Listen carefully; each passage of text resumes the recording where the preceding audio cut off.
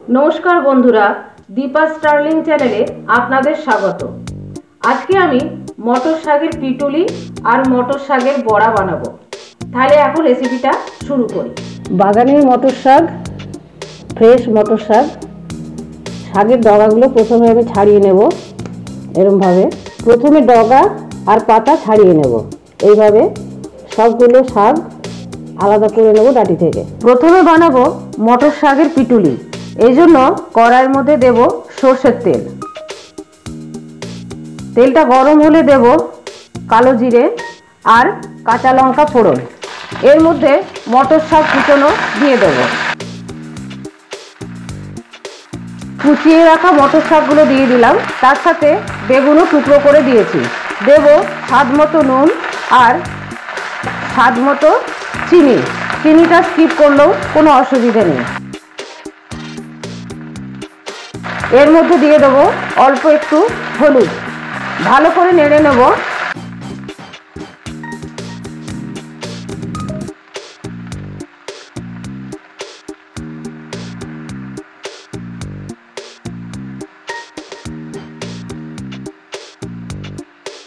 देखुन शाकेर मध्य जल बेरिये शाकगुलोर परिमाणटा अनेक कमे गेছে।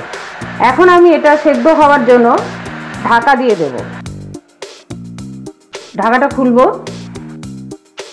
শাকের থেকে জলটা বেরিয়ে শাকটা সেদ্ধ হয়ে গেছে। এখন এর মধ্যে গোবিন্দভোগ চাল পেস্ট করে রেখেছি সেটা দিয়ে দেব।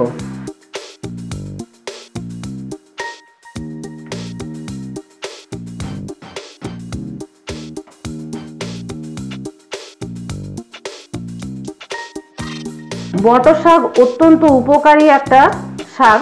मटर शाक আপনারা চাইলে টবেও লাগিয়ে নিতে পারেন।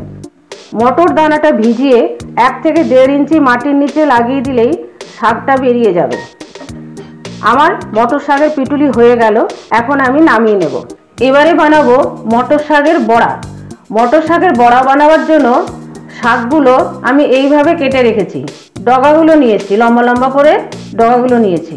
এবারে শাকগুলো নুন মাখিয়ে রেখে দেবো। নুনটা আমি মাখিয়ে নেব। এখন বড়া বানাবার জন্য ব্যাটারটা বানিয়ে নেব। আমি এখানে মুসুর ডাল বাটা নিচ্ছি 6 চামচ। নেব 2 চামচ বেসন, 1 চামচ চালের গুঁড়ো, নেব 1 চিমটে খাবার সোডা, 1 ছোট চামচ কালো জিরে, শুকনো লঙ্কা গুঁড়ো 1 চামচ, পরিমাণ মতো নুন, 1 ছোট চামচ জিরে গুঁড়ো, অল্প একটু হলুদ, হাফ চামচ আদা বাটা। এবারে এগুলো একসাথে মিশিয়ে নেব। একটু জল দিয়ে মিশিয়ে এটা একটা ব্যাটার বানিয়ে নেব।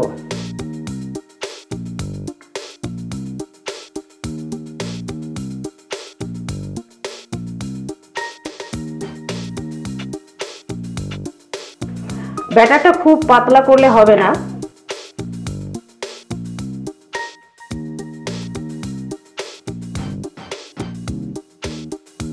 কড়াইয়ের মধ্যে রিফাইন্ড অয়েল দেব। আমি বড়াগুলো রিফাইন্ড অয়েলেই ভাজবো। এখন এই মটর শাকগুলো এই ব্যাটারটার মধ্যে ডুবিয়ে ডুবিয়ে আমি ভেজে নেব। বড়াগুলো গ্যাসের ফ্লেমটা সিম করে তারপরে ভাজতে হবে, তাহলে পুরোটা ভালো ভাজা হবে। একটা সাইড হয়ে গেছে, আমি উল্টে দেবো বড়াগুলো। বড়াগুলো খুব মুচমুচে হবে, সেই জন্য 2-3 বার এপিট ওপিট করে ভেজে নিতে হবে। পরের দিকে গ্যাসের ফ্লেমটা হাই করে দেব। এইভাবে বারবার উল্টে পাল্টে আমি সমস্ত বড়াগুলো ভেজে নেব। এখন তুলে নেব, এগুলো ভাজা হয়ে গেছে।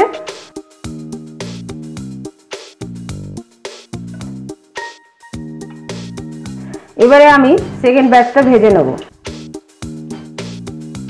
ব্যাস হয়ে গেল মটর শাকের পিটুলি আর মটর শাকের বড়া। দেখুন মটর শাকের বড়াগুলো কত খাস্তা হয়েছে। আমার এই রেসিপিটা যদি আপনাদের ভালো লেগে থাকে তাহলে প্লিজ লাইক, শেয়ার আর সাবস্ক্রাইব করে বেল আইকনটি টিপে দেবেন।